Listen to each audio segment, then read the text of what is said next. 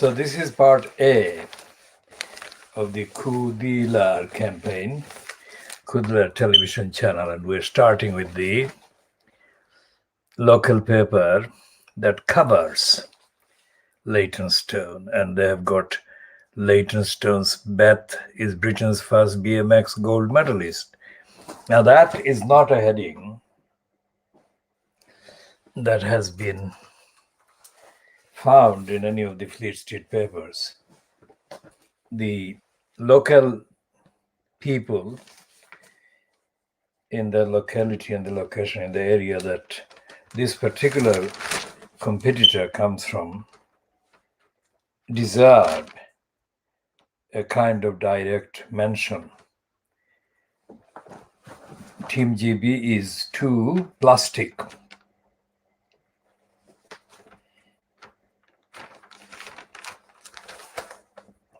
And this is just tip of the iceberg, because the line Team GB is a corrupt line. It is not consistent with the facts. Like the skateboarder, 13-year-old skateboarder. She was born in Japan and is now competing on the ticket. Team GB, Sky Brown, and the Daily Scar is, of course, overdoing the hype and completely underplaying the fact that this is a child of at least a migrant mother. And the migrants, the stereotype of migrants is completely denied. This is the child, sky's the limit. Nothing to do with the fact that this child is absolutely a migrant child because she was born in Japan, only 13. And the fact that she is a member of that part of the demography of the population that belong to the group called migrants, that is absolutely something that should be top of the item of reference about her achievement. And they're not.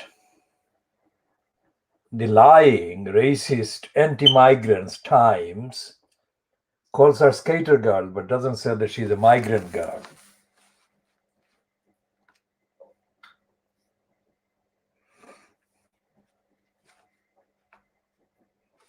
And of course, the hype for Barack Obama continues. They're saying that apparently men want a body like Obama's body.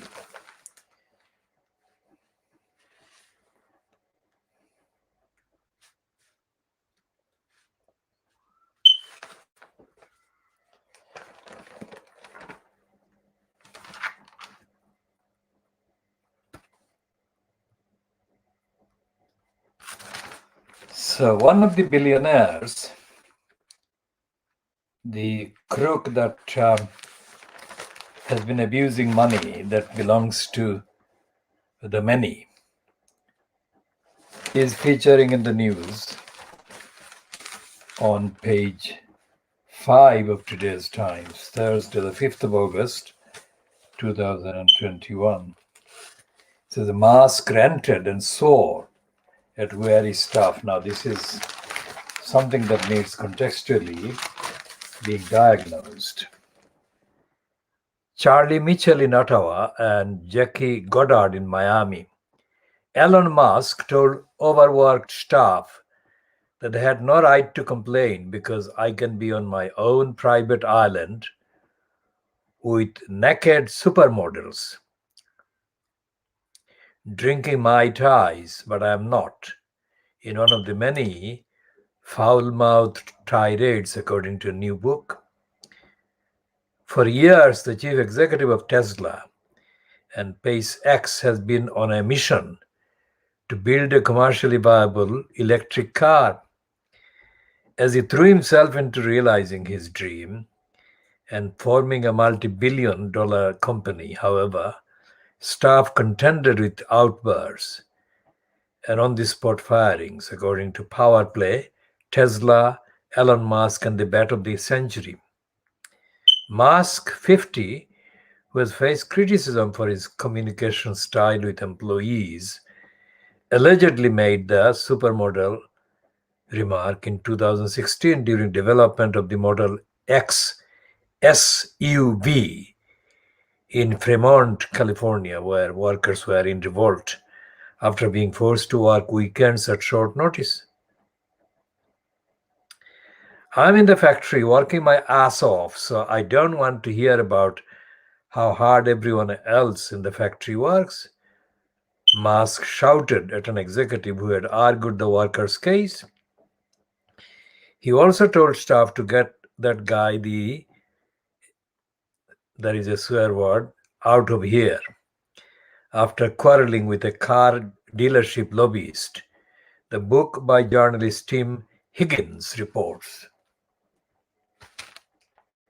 Now, we don't have any kind of access to that kind of information, and we don't need that, because Musk is one of the three criminals whom we call criminals because they don't, that money, that billions that don't belong to them, they have not earned those money, those billions, and they most certainly have no right to abuse that sum of money. Each of the criminals, the three criminals, Branson, Bezos, and Musk.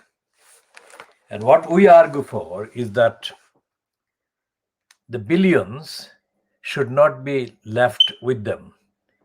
Any accumulation of any money to that amount should be taken away from them and applied to society. And the list of society needs is completely readily available. I don't have to spell it out here. Too many people are going without food, too much is being wasted, and too many people are being left to despair in debt that they didn't cause. And the list is, as I say, very, very readily available.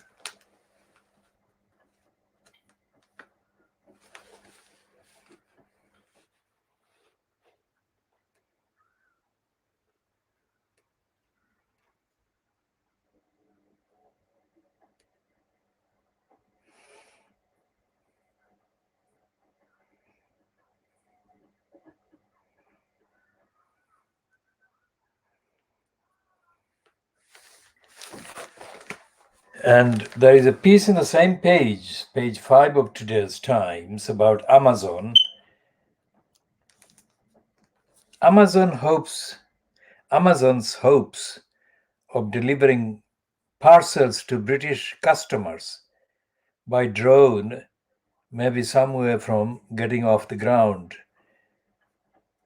The retail giant is said to have laid off more than 100 workers at its UK Prime Air division, many in Cambridge, where it has been building and testing drone deliveries since 2016. Now that item about sacking should be added to the point I made about the need for these criminals like Bezos to be stopped from owning and controlling and abusing the money. And people who have been sacked at that particular kind of plant or location in Cambridge should be properly compensated as one of the things that should be done. One of the things that Amazon should be made to do. Now that's a 2-page spread about Sky Brown and the Times. And how many items are there? Sky's the limit as girl 13 is youngest UK medalist.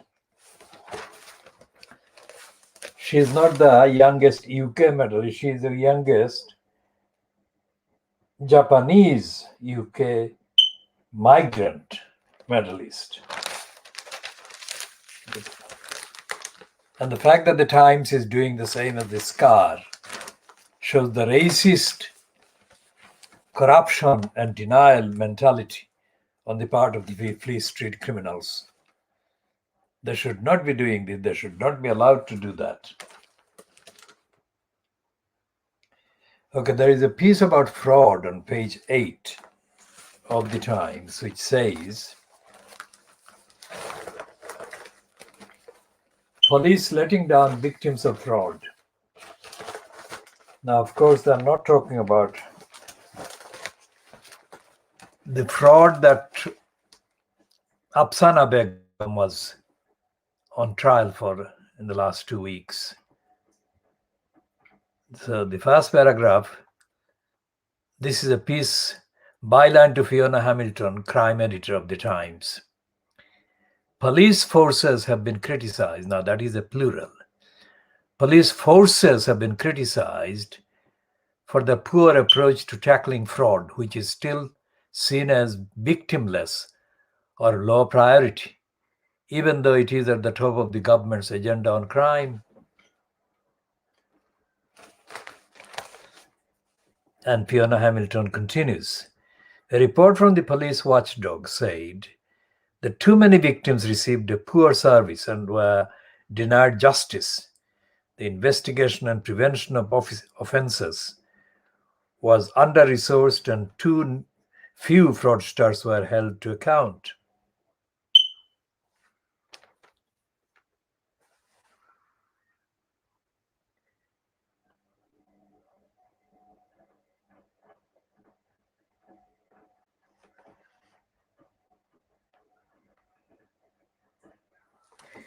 But the piece is not really kind of comprehensive, and it is not seriously concerned about the fact that the fact that so many victims of fraud are let down by the police is directly connected with the fact that the police as a whole are not accountable. That is the real problem.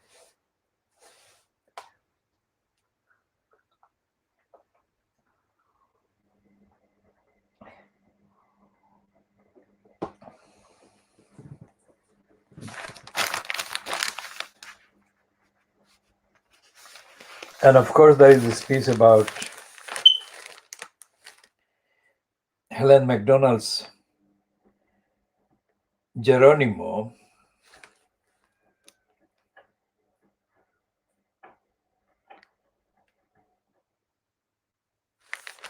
And this alpaca has been in quarantine for 4 years. Now, reading this one, written by Will Humphreys. The owner of an alpaca, unfairly condemned to death, dreads the arrival of Defra's vets.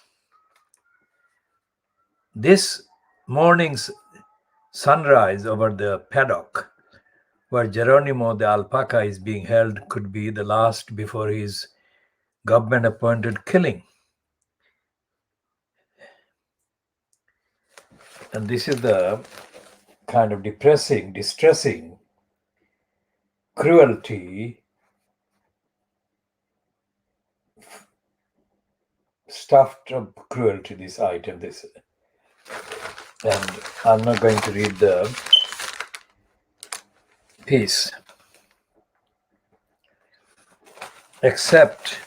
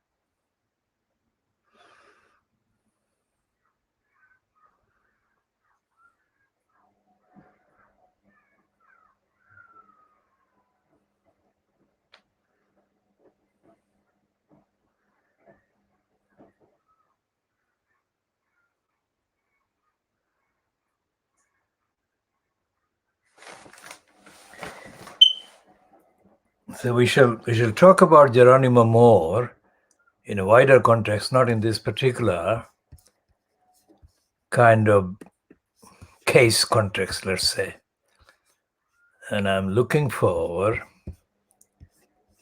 evidence, the latest kind of reference to Geronimo.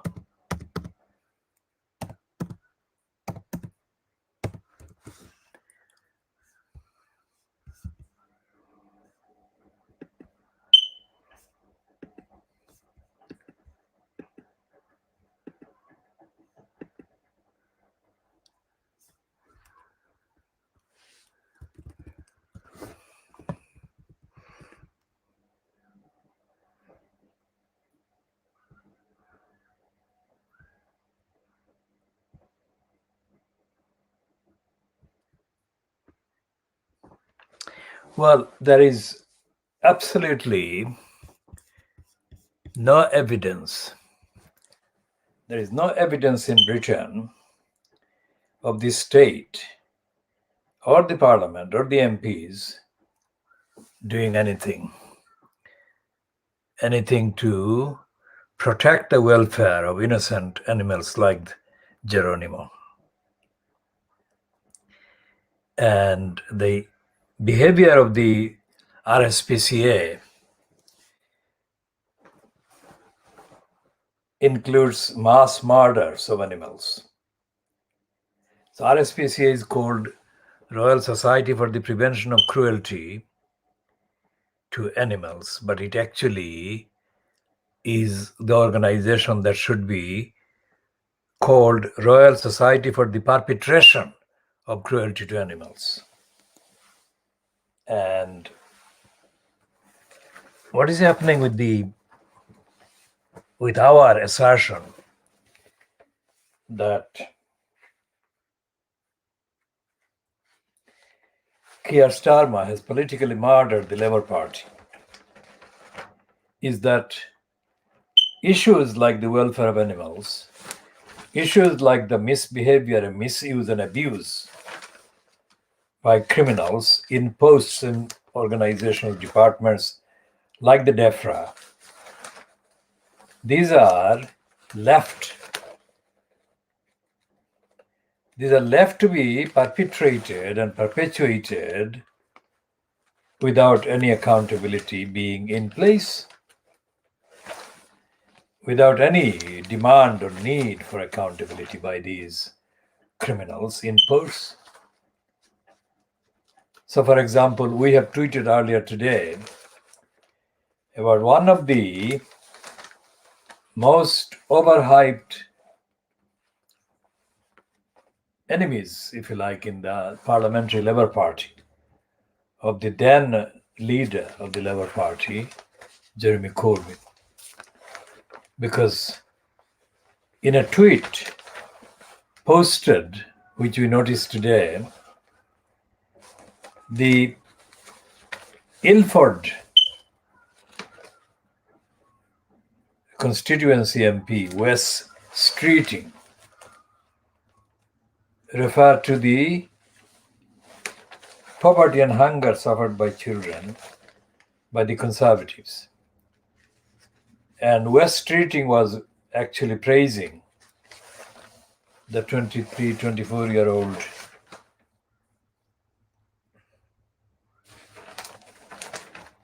footballer, Marcus Rashford. Our tweet, which has been so far only a brief response to Wes Streeting, has been to ask him a question whether, if any, policy existed in the world of Keir Starmer about this issue.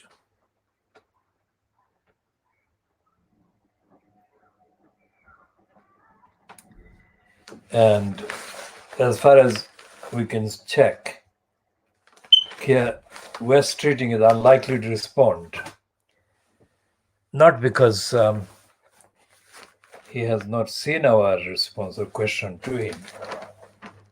Wes Streeting has been overhyped beyond description as one of what would be Keir Starmer's kind of front bench.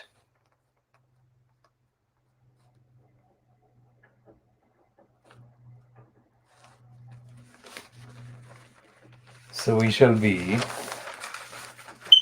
talking at length about Keir Starmer's emptiness and the fact that one of his strongest supporters on the front bench, or a front-line supporter of Keir Starmer, was treating, is not mentioning Keir Starmer's policy, but is mentioning Marcus Rashford.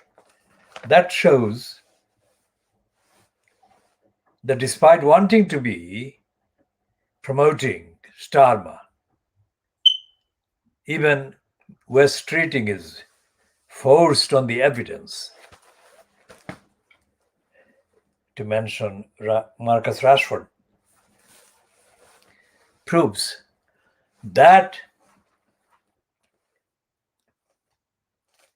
conclusion and behavior by US treating proves our point that Keir Starmer has politically murdered the Labour Party.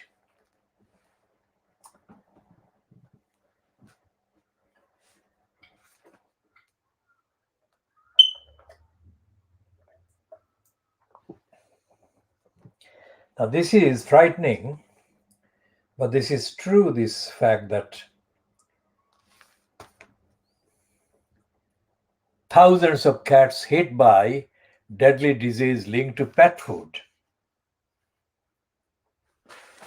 Now, DEFRA would not be doing anything to hold to account the pet food manufacturers. They would happily murder this innocent alpaca, Geronimo, but they would not prevent the massacre of animals caused by food manufacturers that include the food for pet food manufacturers.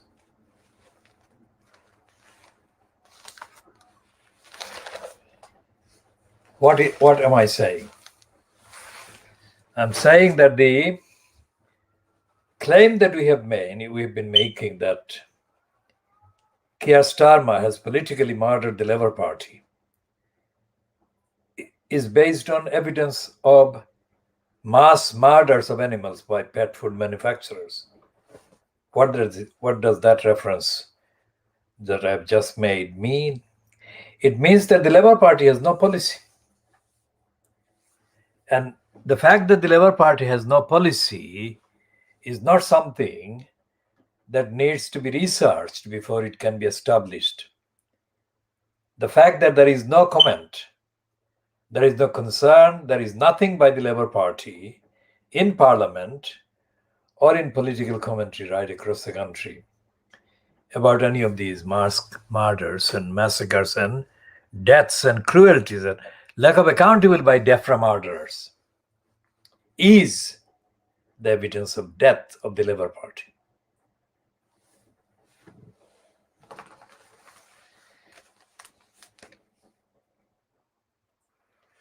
And the Daily Mail admits couch potato Britain. We spend third of waking hours watching television. Again, this is not coming from the Labour Party. It's coming from another source.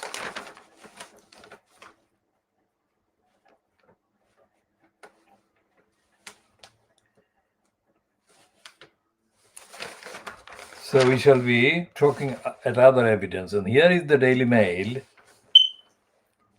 running a piece by Dominic Sandbrook. A dream that died in the dust.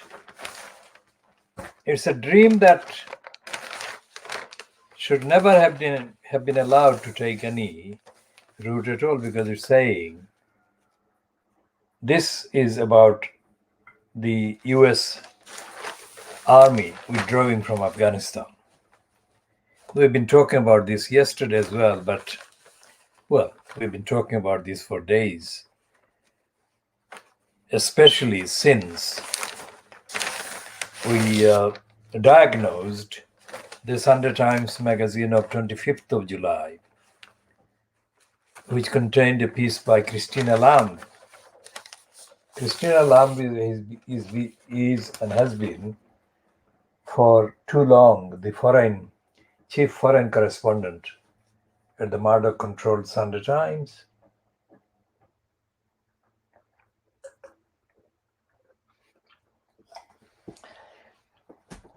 And as we have broadcast on the record, so what we have said in detail is there on the record.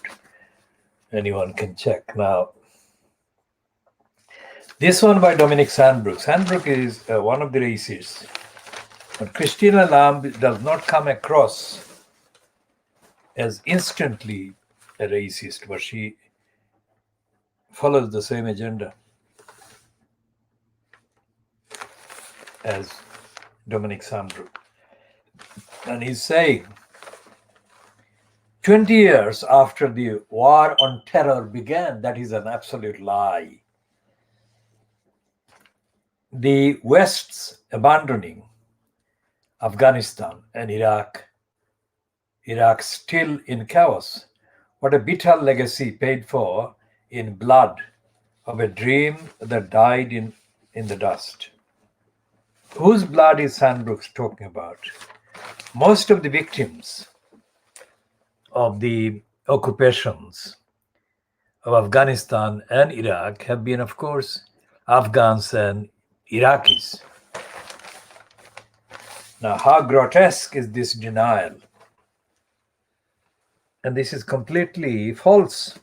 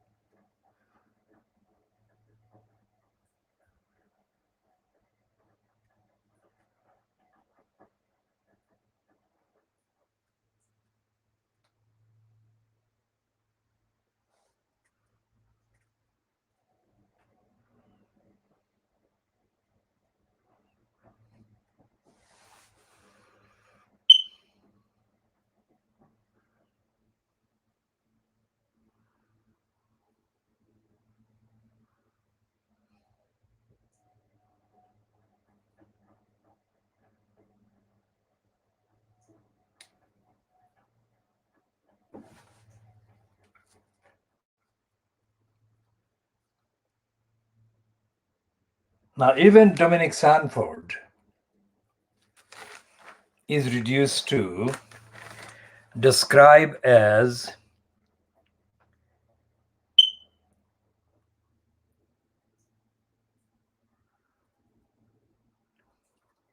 criminally naive. Tony Blair's statement at the Labour Party conference of 2001,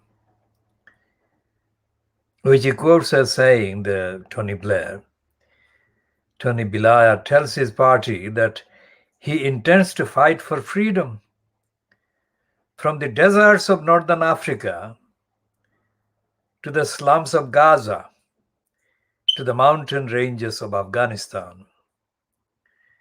Let us reorder this world around us, he says. He says grandly, says Dominic Sandbrook. As if there is no limit to his, that is Tony Blair's, ambitions. A few weeks later, his friend Bush appears before the American Congress, pledging to dismantle an axis of evil that threatens the peace of the world. He names 3 regimes, in particular Iran, Iraq, and North Korea. So Sunbrook says, how arrogant, how criminally naive this sounds today. The regime in Iran still stands, its position apparently as secure as ever. North Korea too remains defiant, having built an estimated stockpile of some 40 nuclear weapons. As for Iraq, that desperately sad story is only too familiar. However you measure it, the carnage since the Anglo-American invasion of 2003 has cost at least 150,000 lives and perhaps more than 1 million.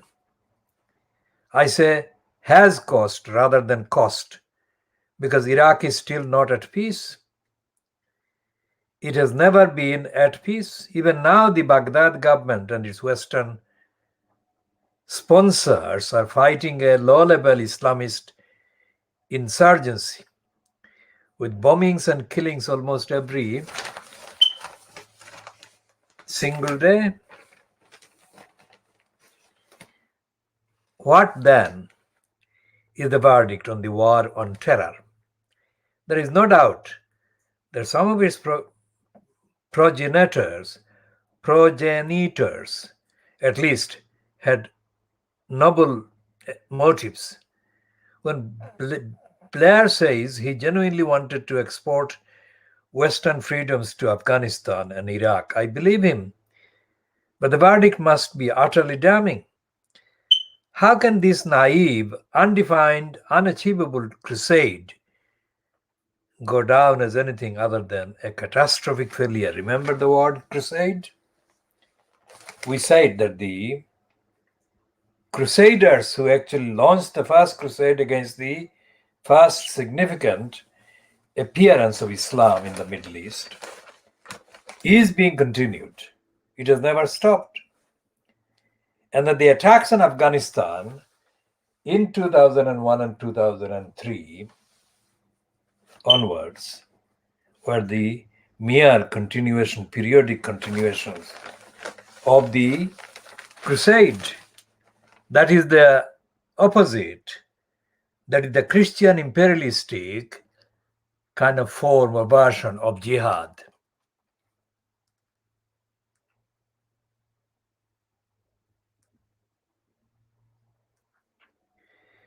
So he says, this Dominic Sandbrook, how can this naive, undefined, unachievable crusade go down as anything other than a catastrophic failure? Take the cost in lives first. Some 456 British servicemen and Ministry of Defense civilians were killed in Afghanistan, and a further 179 in Iraq. And for what? As the Taliban surge towards Kabul, many of the bereaved must be asking themselves, was it all in vain? Now remember what he's saying. He's saying that the lives of the British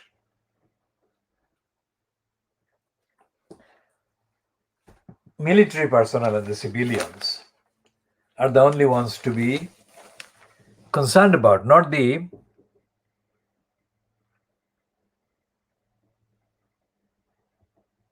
lives of the Iraqis and Afghans. 150,000 lives, or even perhaps more than 1 million Iraqis and the Afghans. They don't matter. He's saying it openly in this piece. So when we say that we carry out world-exclusive diagnosis of the media of history, this is the kind of lies that we expose. This can be lies about racism, motivated by racism, by crusade mentality. But these are lies. They admit in the same piece that anything between 150,000 to 1 million people have been murdered, killed. And they don't mention any quality, any value attaching to those people. They only talk about the 179 civilian British And the other ones that were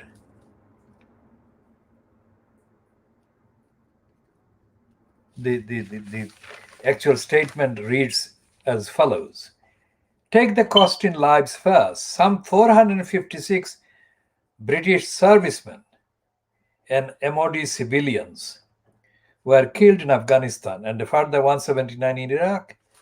And for what? And they don't mention the 250,000 to, according to Sandbrook's own statement, up to 1 million people in Afghanistan and Iraq. So this is open, brazen massacre and genocide.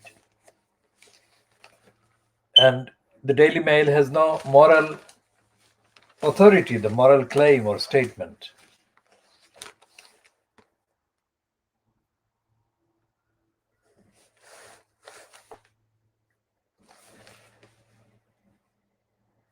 And here is a piece about Johnson's environmental guru,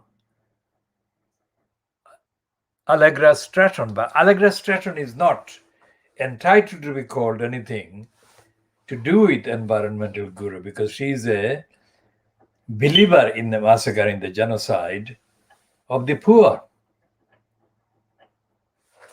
So the Daily Mail has got the appearance of being concerned, but actually lacks the moral and ethical, evidential ground justification to justify that kind of appearance.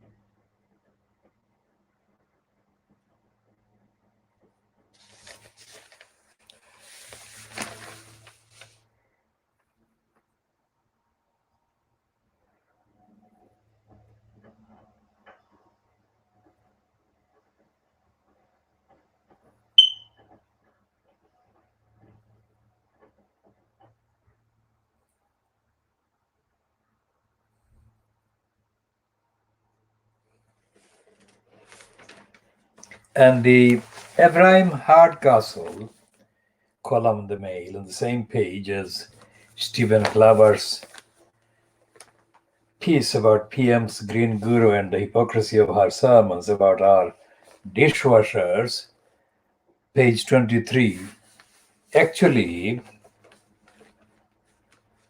makes fun of the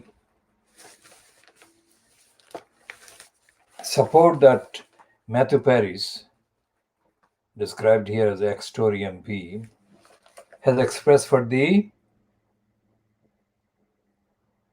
alpaca, Geronimo, scheduled to be murdered by Boris Johnson's government today.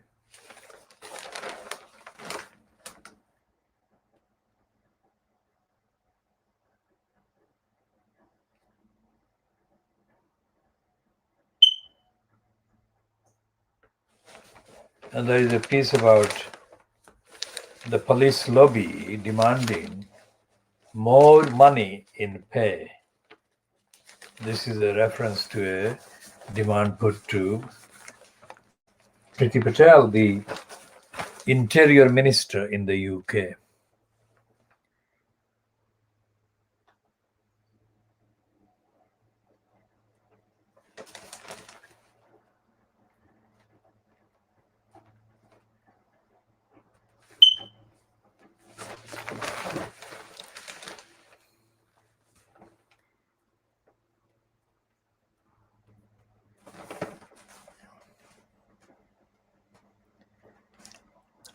And on page 26, the Daily Mail says, Boris wanted to get Kerry a job with lots of foreign travel.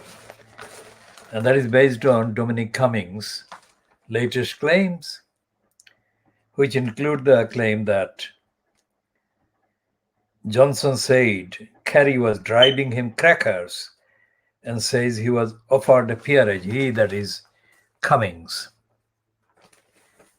So this political correspondent Claire Ellicott has got the piece. Dominic Cummings has claimed that Boris Johnson said his partner Kerry was driving him crackers and suggested finding her a job with lots of foreign travel. The Prime Minister's former chief advisor also said that Mr. Johnson offered him, that is Cummings, a peerage when he left Number 10. Downing Street sources were quick to deny his allegations last night. Mr. Cummings said he thought the former Miss Simmons was the wrong one from the moment he met her. He left Number 10 in November last year following a dramatic fallout with the Prime Minister and his then fiancée. Mr. Cummings said his relationship with the I'll put Johnson whenever she says PM. Mr. Cummings said his relationship with Boris Johnson changed after he won a massive majority at the general election in December 2019, adding, the entire situation was completely transformed. In an interview with The Spectator, the magazine that employs Cummings' wife, he said he had a bad impression of Johnson's wife from their earliest meeting. I thought she was the wrong one from the day I first met her back in 2016 when she was a press officer of some kind.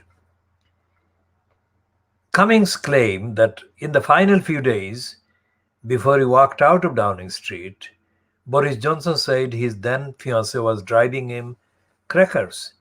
He said, so when Boris and I came to the breakup in the final few days, we sat on the sofa and he started reading out questions from his phone, and I said, have you lost your mind?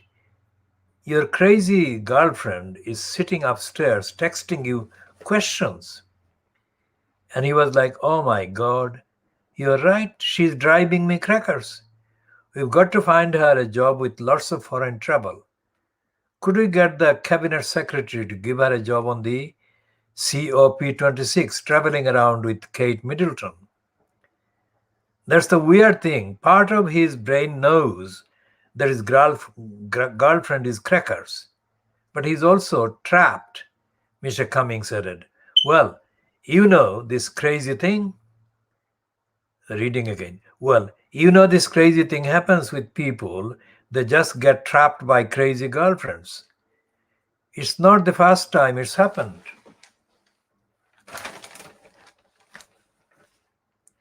A source inside Number 10 said the claims were risible, like much of Dominic's recent output.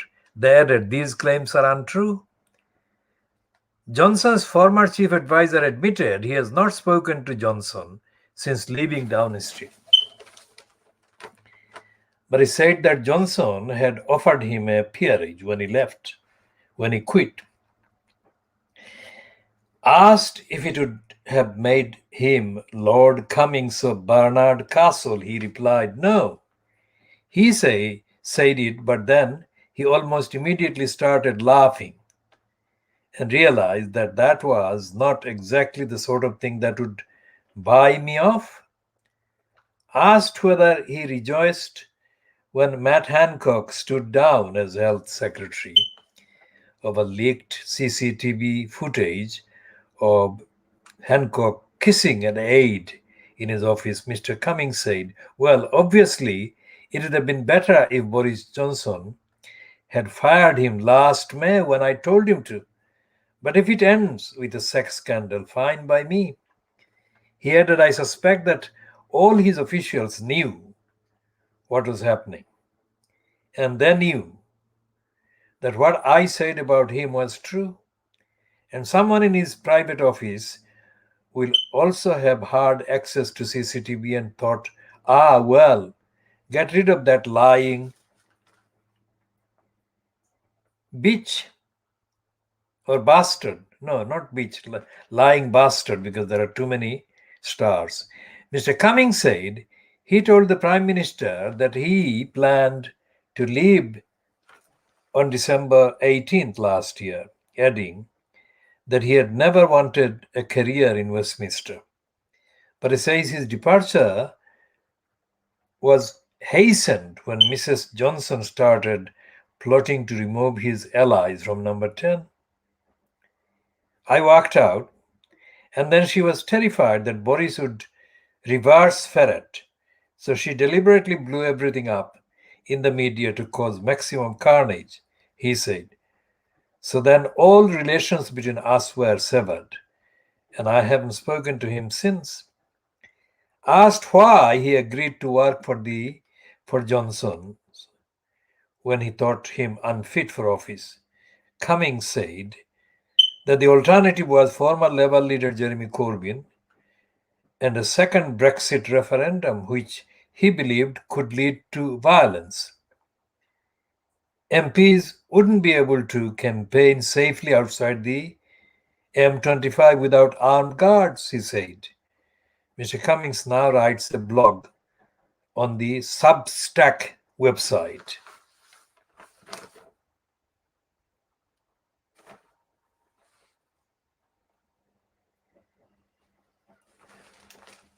And this is gossip, of course, based on political agenda.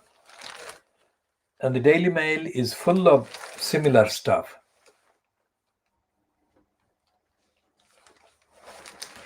Not about poverty, not about hunger, not about the discrimination.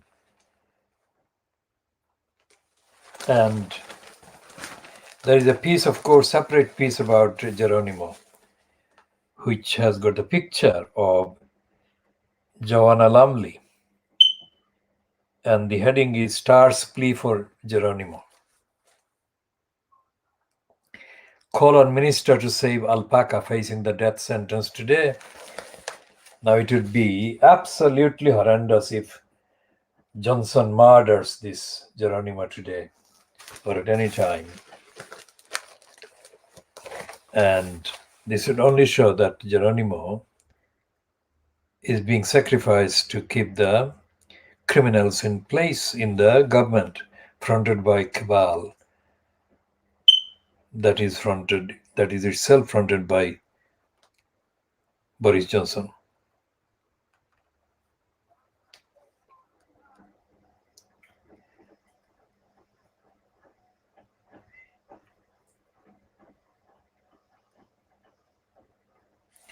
So the woman who owns Geronimo has spent £100,000 in legal costs and lost her alpaca business, a further 80,000 in her bid to save Geronimo, who originally cost £15,000. She accused DEFRA of causing harm to her mental health. I'm in complete limbo, she said. They are giving me no ethical choice. I feel like a criminal. Now, this is the piece about Geronimo on page 31 of the Daily Mail. And this actually highlights the fact that the UK is run by criminals with no compassion at all. And hundreds of cases of murders take place under the guise of the RSPCA and other so-called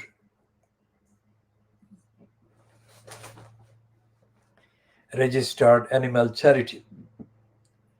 And there exists no outlet, no platform, no kind of remedy against this injustice, these murders, within the legal bureaucracies or within parliament, within the government, anywhere in the UK.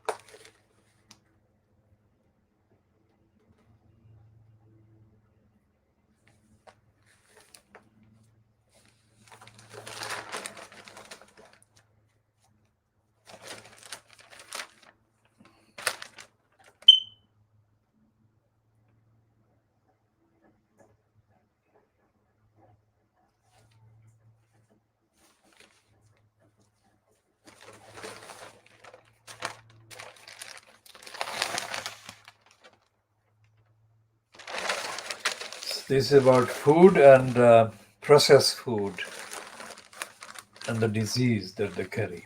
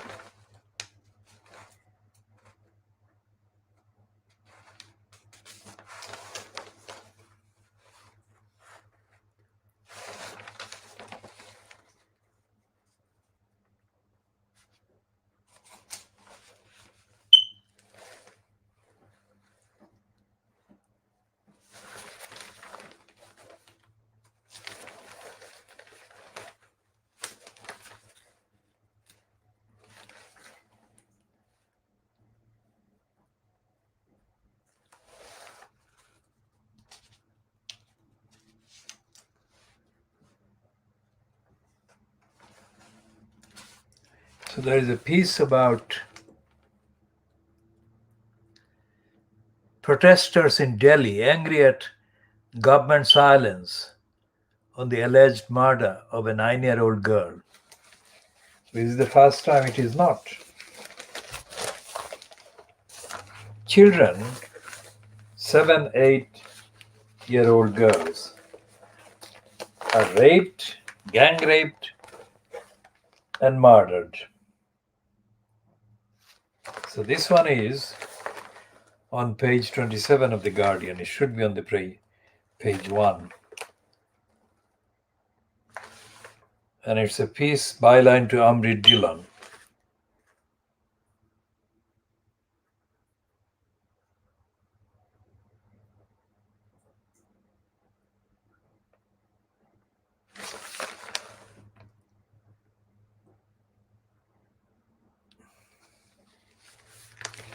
And it says a judge-led inquiry has been ordered into the alleged rape and murder of a 9-year-old girl in Delhi as public anger mounts over the Indian government's silence on the horrific case.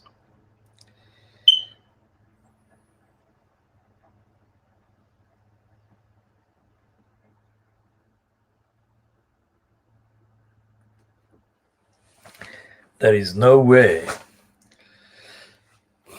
that these things are going to end.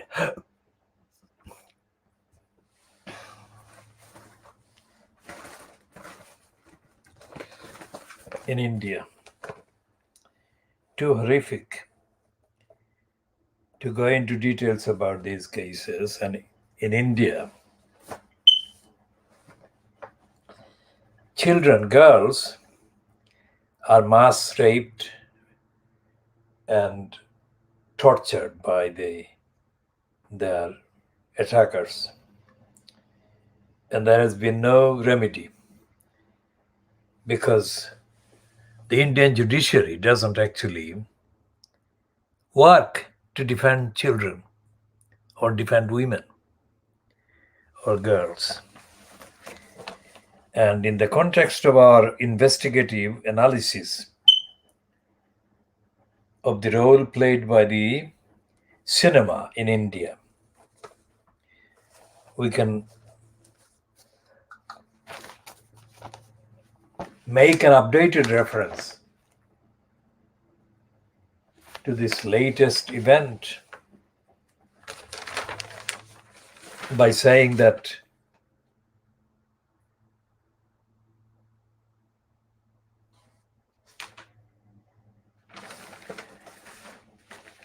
the kind of narrative, the scripts that actually refer to rapes in the films don't deal with the dysfunctioning judiciary and the police and the bureaucracy and the governments, either in the provinces or centrally.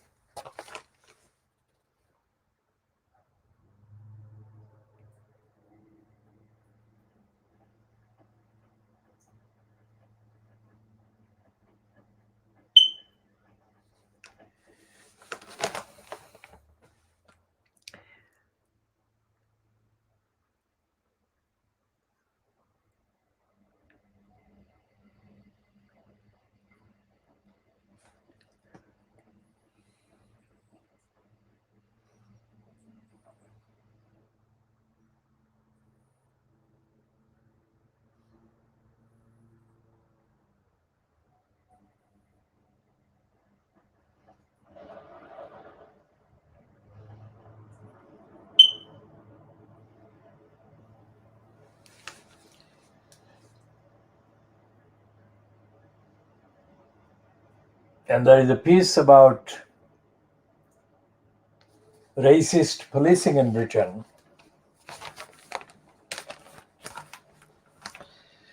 by this individual being called Stafford Scott, who is being described as having been a co-founder of the Broadwater Farm Defense Campaign and is co-curator of the War in a Babylon exhibition on now at the ICA in London. And the last paragraph says, 10 years on, the Met shows no sign of letting up whatsoever. And many now believe that not only could an excessive force incident lead to an uprising on the streets again, but that it will definitely happen. Again, there is no word in terms of policy from Keir Starmer about any aspect of crime, policing, racism in the police, and so on, and there is no accountability.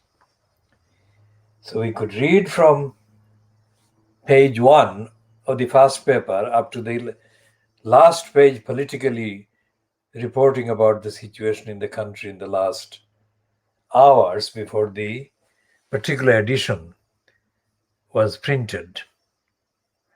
And we would find no accountability existing at any stage of any part of the society's state operations, including the judiciary. And there is no evidence that Starmer is alive on any of these issues. This murder of the alpaca by the DEFRA will seal the fate of Starmer in a significant way.